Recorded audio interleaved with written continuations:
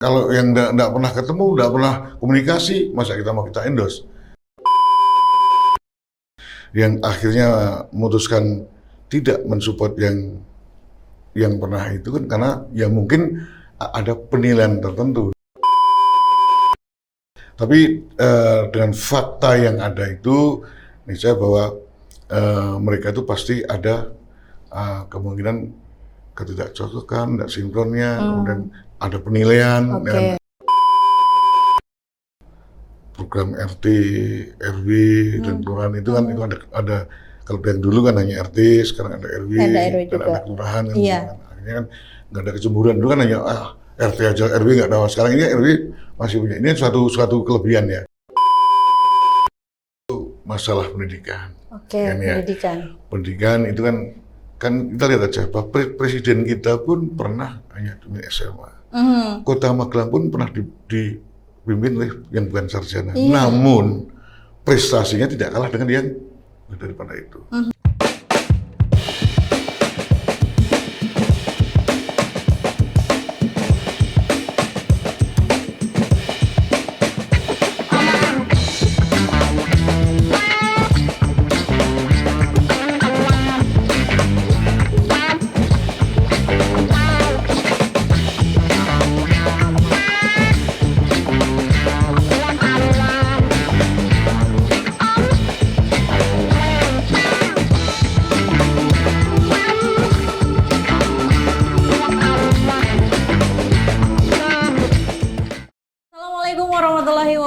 Hai, halo, ketemu lagi barengan aku Jeng Novi di sini. Tentunya di mana lagi kalau bukan di Mas Damar Podcast. Oke, pada malam hari ini aku kedatangan tamu istimewa yang ternyata wow, ini sangat dinanti-nanti tentunya. Siapa beliau? Yuk langsung aja kita ngobrol dengan beliau. Assalamualaikum Bapak. Waalaikumsalam warahmatullahi wabarakatuh. Iya. Guys, beliau adalah Pak Hasan Suryayuda yang merupakan Ketua DPC Gerindra, Pak. Betul. Iya, Pak. Boleh dong ngobrol-ngobrol sebentar nih Pak. Ini suatu kesempatan yang langka buat kami bisa mengundang Bapak ke podcastnya Mas Damar. Terima kasih sekali sebelumnya Bapak sudah bersedia untuk mampir. Sama-sama. Boleh ngobrol-ngobrol ya Pak, kita terkait banyak hal deh nanti, apalagi pilkada di Kota Magelang. Boleh ya Pak? Siap. Oke. Guys, alhamdulillah Pak Hasan hari ini bersedia untuk kita undang. Kita akan buka obrolan mulai dari sekarang. Oke, kita mulai. Nah, Pak, ini mau tanya-tanya terkait dengan Pilkada 2024 di Kota Magelang khususnya. Gerindra kemarin alhamdulillah akhirnya mengusung Pak Damar dan Pak Sriharso. Nah, boleh tahu Pak bagaimana awal cerita hingga Gerindra memutuskan dan bagaimana Pak ceritanya? Terima kasih Mbak Novi, bahwa Gerindra mengusung Pak Damar dan Pak Sriharso memang proses yang panjang ya. Dan masing-masing waktu itu ada komunikasi antara PDIP dengan Partai Gerindra, di mana dalam MOU itu Partai Gerindra itu mendapat kursi wakil sementara untuk PDIP ada wali kota. Yang kita bangun waktu itu dalam komunikasi politik belum menyebut nama. Berarti baru hanya partainya saja. Partai kita komitmen koalisi nanti akan mengusung calon yang memang kredibel, memang populis, memang punya konsep yang jelas. Pada akhirnya kita usung. Namun dari awal dalam komunikasi politik tidak pernah kita menyebut, dan masing-masing akan berproses. Sampai akhirnya PDIP itu memunculkan Rekom Pak Damar, kami pun Pak Sriharso, itu juga proses panjang. Gitu ya. Boleh sedikit diceritakan proses panjangnya itu Pak, mungkin khususnya dari Gerindra dulu, sampai akhirnya memutuskan bahwa Pak Sriharso lah yang menjadi wakil dari Mas Damar. Awalnya kan kita sepakat antara DPC, Gerindra dan PDIP mengusung seorang lain. Nah, waktu itu ada komunikasi politik yang baik lah. Ya. Kami pun punya figur ya dari Gerindra, DPD waktu punya figur, akhirnya kita sama-sama berjalan proses politiknya. Namun dalam waktu yang begitu ini akhirnya bahwa ada calon yang kita harapkan itu ternyata memang tidak dapat rekom. Oke. Dan ini juga ada dampak politik terhadap Gerindra juga, karena yang kami usulkan waktu itu ternyata harus dengan dia. Kalau tidak dengan dia tidak mau. Tidak Akhirnya terjadi dinamika politik di Partai Gerindra. Waktu itu memang sempat muncul beberapa figur, ya. Beberapa figur, ya. Beberapa figur, ada Mas Haryo PDAM itu, Iya, Bapak bahkan Haryo. nama saya sendiri sudah muncul sampai Bapak sampai juga waktu itu muncul di bursanya, ya. Akhirnya memang saya pun juga waktu itu memang sudah merasa biar orang lain lah, kami yang memimpin partai. Akhirnya Pak Siarso itu yang memang kita rekom setelah ada persetujuan dari DPP. Oke, berarti ya tetap harus melalui proses yang panjang karena harus ke DPP dulu. Lalu bagaimana dengan Pak Damar sendiri? Dan Pak Damar itu ada porsi PDIP. Iya. Secara pribadi saya sudah kenal lama dengan Pak Damar. Pak Damar pun dengan figur yang bisa kita terima, karena secara pribadi dia humble dengan kita, ya. Sebagai orang muda dia memang seorang pengusaha yang sukses, ya. Dia punya leadership yang jelas, ya. Yeah. Akhirnya memang kami tetap enjoy dengan Damar yang ya, hal itu kan sempat menjadi polemik ya Pak, karena ternyata sosoknya beliau kan belum begitu dikenal. Jujur saya sendiri secara pribadi begitu melihat baliho-baliho, ini siapa ya, ini siapa. Tapi ternyata di kalangan tokoh-tokoh politik beliau sudah sangat familiar ya Pak ya. Dan ini begitu sekarang akhirnya sudah mulai berjalan, ini baru kelihatan bahwa Mas Damar itu sebenarnya juga humble. Dia juga ternyata banyak dikenal oleh tokoh-tokoh yang ada di Kota Magelang seperti itu Pak. Apakah itu juga yang menjadikan salah satu? Karena sebelumnya juga ada beberapa tokoh yang diusung oleh PDIP. Taruhlah adalah beberapa nama, saya tidak perlu menyebutkan nama. Dan akhirnya jatuhnya ke Mas Damar. Yeah. Memang awalnya kita juga membaca seperti itu ya. Memang Damar itu dikenal untuk lingkungan atas ya. Semua masyarakat belum banyak kenal. Namun kan saya yakin bahwa mesin partai ya, seperti PDIP itu juga partai yang betul-betul ya punya mesin politik yang jelas. Ya alhamdulillah PKB, Gerindra juga memperhatikan dia, yang akhirnya memang masyarakat juga akan tahu. Memang kerja-kerja partai itu sangat betul-betul dibutuhkan untuk mempopulerkan Pak Damar itu. Oke. Nah, apa yang dilakukan Pak saat itu Gerindra ya, khususnya Gerindra?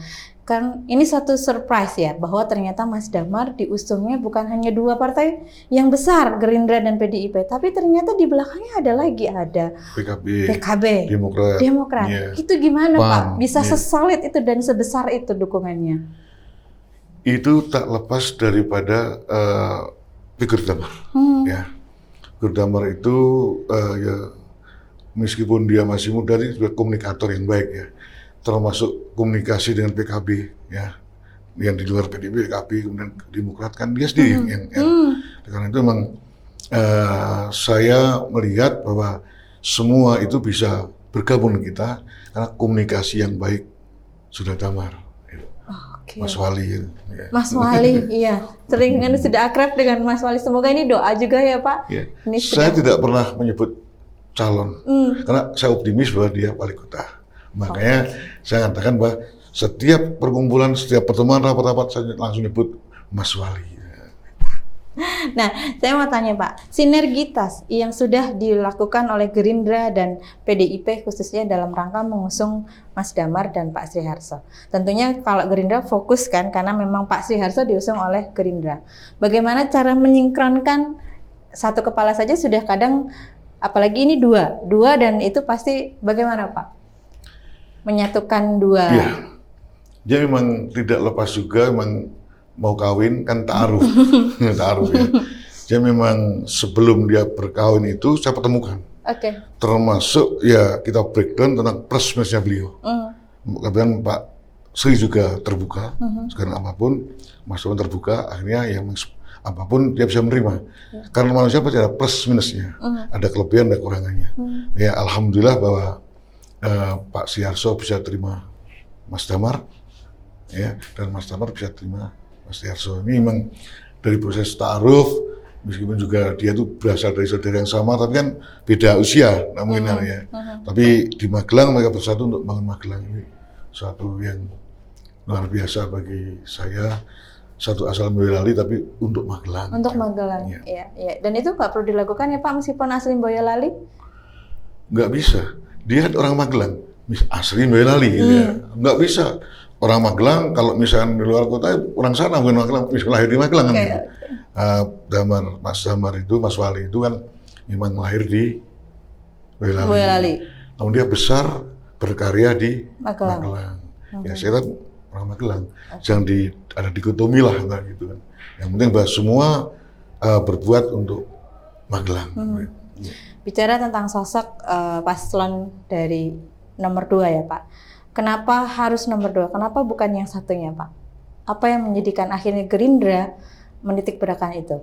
Ini baru 1 periode loh Pak. Gitu. Kenapa akhirnya memilih untuk berpindah? Saya kira kan politik kan proses komunikasi ya. Kalau yang komunikasi intens, kemudian cocok, kemudian kita semestinya ketemu, niscaya itulah yang akan kita endorse kan begitu. Kalau yang enggak pernah ketemu, enggak pernah komunikasi, masa kita mau kita endorse? Karena Mas Damar dan Mas Yarso itu kan dengan kita pun disambung secara pribadi sudah kenal, tapi di kancah politik pun akhirnya ketemu chemistry. Hanya kita ketemu itu. Iya, apakah komunikasi yang terjalin, mohon maaf, di tahun pertama dengan yang terpilih kemarin, apakah juga itu dirasa kurang baik sehingga banyak sekali partai loh yang memutuskan akhirnya untuk mengusung gerbongnya nomor 02 ini? Saya tidak akan menilai, tapi fakta aja kan gitu kan. Kenapa 17 kursi? Kan itu fakta aja, nggak perlu kita bicara faktanya aja. Biar masa yang menilai kan begitu. Ya kan sebenarnya kok ini ya dengan 17 anggota dewan itu sebuah hal yang sangat luar biasa gitu Pak. Dan apa yang menjadikan keyakinan 17 anggota dewan ini Pak? Kalau boleh tahu, kan Bapak juga masuk di tim pemenangan nih. Pasti kan sering bertemu dengan para anggota dewan ini. Sulit loh Pak, jujur kalau sering melihat harus menyeimbangkan atau bersinergi antara legislatif dan eksekutif itu juga tidak mudah kan gitu. Bagaimana Pak? Kunci resep rahasianya sampai 17 dewan ini oke, Mas Damar dan Pak Sriharso. Saya kira bahwa 17 anggota dewan ini kan ada yang incumbent dulu. Yang baru kan baru yang kemarin ya, merasakan komunikasi dengan yang dulu lah gitu ya. Yang akhirnya memutuskan tidak mensupport yang pernah itu kan karena ya mungkin ada penilaian tertentu. Yaitu nanti anggota dewan mungkin anggota dewan menceritakan kalau kami di luar pagar ya. Tapi dengan fakta yang ada itu, niscaya bahwa mereka itu pasti ada kemungkinan ketidakcocokan, tidak sinkronnya, kemudian ada penilaian dan begitu. Akhirnya ya sobat yang lain aja, mungkin seperti itu. Jadi memang jelas ada yang mendasar ya, tapi memang tidak perlu dibuka di sini. Ya, kenapa 17? Iya. Nanti bisa tanyakan sendiri kan gitu kan. Siap, Pak. Kemarin sudah sih Pak Waluyo sudah. Ya, terus Mas Nariska sudah, cuma belum kita tayangin ya, nanti ya ditunggu ya. Terus ini Pak, terkait hal koalisi atau kolaborasi. Ya, bagaimana akhirnya proyeksi Gerindra ketika nanti mengusung Mas Damar, program-program yang memang diusung dari Gerindra sendiri, seperti apa yang sudah dilakukan untuk mensukseskan atau mewujudkan program dan visi misinya Mas Damar dan Sriharso? Begitu kita dikasih visi misi ya, kita langsung sosialisasikan ke masyarakat dan ke kader-kader ya, termasuk yang kemarin itu dengan program RT, RW dan kelurahan itu kan itu ada kalau yang dulu kan hanya RT, sekarang ada RW, dan ada kelurahan kan. Akhirnya kan nggak ada kecemburuan, dulu kan hanya RT aja, RW nggak ada. Sekarang ini RW masih punya. Ini suatu kelebihan ya. Kemudian juga program-program yang lain termasuk nanti kemudian masa angkot gratis, termasuk ya kan kita kan bisa ditambah masyarakat, ya. Dan juga program-program yang disajikan oleh Mas Damar dan Pak Sri itu kan saya yakin lebih dahsyat gitu. Nanti, ya. daripada ini. Insya Allah nanti Mas Saad bisa menerima program itu. Amin. Pak, isu strategis yang mungkin perlu difikirkan nanti oleh paslon kita. Paslon nomor 2 apa Pak? Isu-isu apa saja Pak yang mungkin ada di masyarakat yang nanti betul dipikirkan? Yang saya dengar itu masalah pendidikan. Oke, pendidikan. Pendidikan itu kan kita lihat aja, Pak Presiden kita pun pernah hanya di SMA. Kota Magelang pun pernah dipimpin oleh yang bukan sarjana. Namun prestasinya tidak kalah dengan yang daripada itu. Pak Fahrianto itu kan juga punya prestasi. Saya kan waktu waktu ketua DPRD kan, saya melihat dari dia prestasi dia juga tidak kalah dengan yang.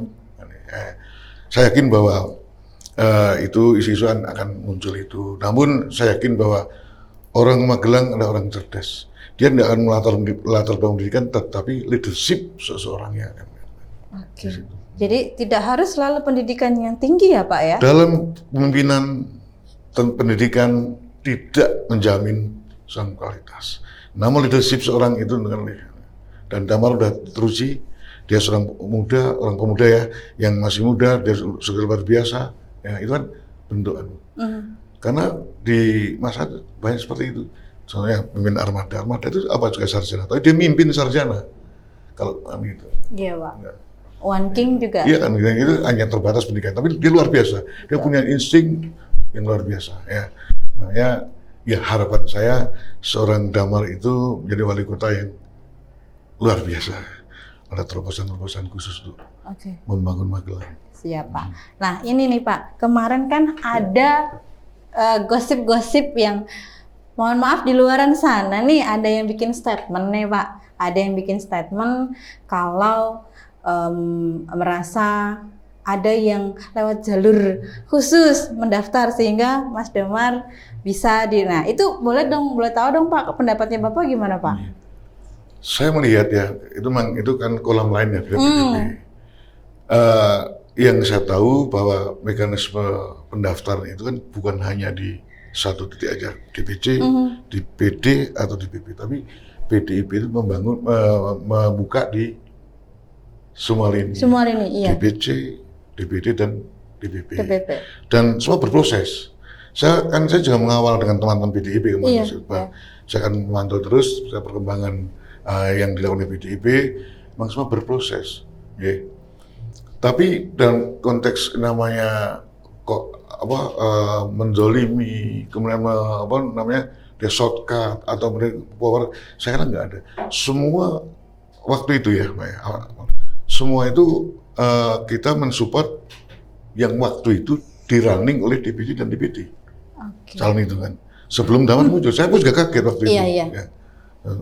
Namun karena itu putusan DPP, ya kita akan terus tunduk dan kita amankan sama-sama itu. Saya kira bahwa PDIP itu merekom Mas Wali itu kan ada pertimbangan yang matang. PDIP bukan partai yang mensuri, ya ada pertimbangan. Partai yang besar dan cukup kalau hanya sekedar untuk ada titipan tidak mungkin ya Pak, pasti sudah ada fit and proper test gitu fit ya. Saya yakin bahwa kemampuan, semua beda semua di situ. Karena kan ya politik nggak main-main, nggak bisa coba-coba di politik itu. Ya, ngobrol masalah yang lebih luas lagi nih Pak. Ini kan Pak Prabowo sudah mulai menjalankan tugasnya.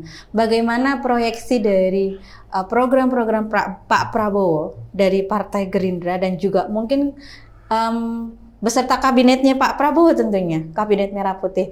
Ini nanti implikasinya dengan apa yang akan diusung oleh Mas Damar dan Pak Sriharso, Pak. Ya. Harapan saya, Pak ya, bahwa calon yang kita usung itu jadi ya. Jadinya bahwa nanti dari program dari pusat bisa sampai ke bawah. Sukses semua ya, karena memang ya apapun kan ada irisannya ya. Iya Pak. Irisannya. Beberapa program itu sangat match dengan. Iya, betul. Ya kalau nanti bisa calon ini jadi, kita kan mudah lah untuk menggolkan program-program pemerintah pusat yang di daerah dan ngawal sampai itu. Oke. Ya. Iya. Dari beberapa anggota dewan seperti Mbak Nela, terus yang dari Gerindra itu Pak sudah Yusuf. ya Mas Yusuf. Ini fokusnya itu besok kemana Pak? Dari legislatif untuk eksekutif itu seperti apa? Proyeksinya seperti apa dari Gerindra? Fokus ke masyarakat. Terkait mungkin nanti pertumbuhan di Kota Magelangnya dan dengan didukung dengan Mas Damar dan juga Bapak selaku ketua kan pasti kemarin ada obrolan dengan para legislatif yang sudah akhirnya kemarin. Jadi gini ya Mbak, bahwa mereka itu 17 anggota Gerindra itu kan harus mengawal visi misi wali kota ya sampai nanti 5 tahun depan. Karena visi misi wali kota nanti kan menjadi RPJMD 5 tahun. Nanti tiap di breakdown dari per tahun dan RKPD. Ya, itu. Dan nanti fraksi 17 orang itu banyak harapan saya menjadi fraksi wali kota. Berarti harus support, harus menggolkan, harus meng-endorse ya, program-program wali kota dan menjegal. Makanya besok kalau jadi itu bahwa 17 anggota dewan harus jadi namanya fraksi wali kota. Gitu ya. Meskipun dari nanti ada dari Gerindra dari apa fraksi sendiri, tapi dalam konteks untuk suksesnya pemerintahan ke depan dia harus jadi fraksi wali kota. Fraksinya wali kota. Iya gitu. Kalau boleh tahu Mbak Nela, ini ada di komisi berapa Pak untuk ini? Mbak Nela wakil ketua di komisi C. Ya. Oke, komisi C itu yang membawahi pembangunan guys. Insya Allah nanti dia juga akan di situ kan ketuanya Mas Nariska. Ya, karena cocok kan itu kan. Ya, insya Allah nanti mereka lah mengawal program pembangunan. Iya. Kalau Mas Yusuf? Mas Yusuf di komisi B. Komisi B. Iya, berarti itu juga sangat berhubungan erat dengan dinas-dinas. Iya. Ada Pak Waluyo juga di sana ya Pak? Iya, Pak sekretaris di Komisi B. Oke, iya. Semoga itu menjadi sinergi yang cantik nanti ya Pak. Fraksi wali kota. Wah, ini bahasa barunya asik ini nih. Baru ini. Makanya 17 anggota dewan harapannya menjadi fraksi wali kota. Itu harus meng-endorse, harus mensupport 5 tahun ke depan dalam konteks sukses wali kota. Sosok Pak Sriharso Pak, secara pribadi di mata Bapak seperti apa Pak? Ya dia dari bawah juga ya. Saya tahu dia juga seorang yang humble juga, seorang yang sederhana ya. Dia punya klinik, punya apa, dia sukses di dokter spesialis ya, saraf. Namun dia juga sederhana orangnya, sederhana. Nggak neko-neko lah. Betul. Ya. Concernnya di bidang kesehatan sudah tidak bisa diragukan lagi ya Pak? Iya, dia punya pengalaman ya. Dia 14 tahun ya saya itu memimpin jadi kepala RSUD Tidar ya. Nah, itu saya kira pengalaman yang betul-betul berarti untuk dia. Dia nanti untuk program Mas Damar kan dia juga akan difokuskan dalam konteks visi misi Mas Damar untuk apa namanya wisata kesehatan, health tourism. Oke, berarti besok sudah tidak seperti yang sebelumnya. Ini mohon maaf ya, image wakil wali kota. Ini hanya pengamatan pribadi ya Pak, pengamatan pribadi. Kalau saya lihat kan sebenarnya kadang kurang ya Pak. Tapi saya yakin apakah Pak Sriharso ini nanti juga akan berperan gitu. Jadi kayak yang sekarang saya lihat antara Pak Prabowo dengan Mas Gibran itu sangat semuanya dinamis gitu Pak. Dua-duanya dinamis, tidak ada yang pasif, semua aktif. Mas Gibran hari pertama pelantikan sudah langsung kemana-mana, Pak Prabowo dengan retreat kabinetnya. Lalu kalau yang Mas Damar ini gimana Pak? Dengan Pak Sriharso? Iya. Harapan saya bahwa wakil wali kota itu tidak hanya mewakili, memotong pita, menghadiri apa. Tapi dia punya konsep, punya betul-betul yang akan support. Kan gitu kan. Dia bukan hanya awak dan sikil wakil itu awak. Tetapi dia juga berperan ya, saya yakin bahwa Mas Damar nanti akan memperlakukan Pak Sriharso itu bukan hanya awak sikil, kon lono, kon ini, kon makili itu, tapi insya Allah dia juga akan diberi peran-peran yang signifikan, termasuk bidang kesehatan. Kesehatan itu ya Pak? Iya, bidang Pak Sriharso. Terakhir Pak, sebelum kita tutup obrolan kita ini, ada pesan penting untuk masyarakat Magelang dan harapan Bapak kepada Mas Damar dan Pak Sriharso jika nanti akhirnya terwujud Mas Wali dan Pak Wakil Wali. Ya, harapan saya khusus untuk warga Magelang, marilah kita 27 November besok dan datang ke TPS, gunakan hak pilih ini ya dengan Mapres nomor 2 ya, karena nomor 2 yang sangat orang muda yang spektakuler ya. Kemudian untuk Mas Damar, kalau dia ini mendapat amanah ya, saya ingin bahwa dia betul-betul bekerja untuk masyarakat Magelang. Magelang butuh terobosan, Magelang butuh sentuhan-sentuhan, karena Magelang itu kota hanya 18,2 km persegi ya, hanya 3 kecamatan, Iya, tidak 3 punya kecamatan, Pak. sumber daya alam. Namun Magelang, saya ingin bahwa dengan sentuhan profesional, insya Allah dia jadi kota yang betul-betul tumoto di Jawa Tengah. Harapan Oke, siap. Terima kasih Bapak untuk waktunya Sama-sama. pada malam hari ini. Sampai ketemu kembali nanti kalau ada perbincangan lagi. Mohon Pak bisa Siap, hadir lagi iya, ya Pak. iya, iya. Oke, makasih. Oke, kita bungkus.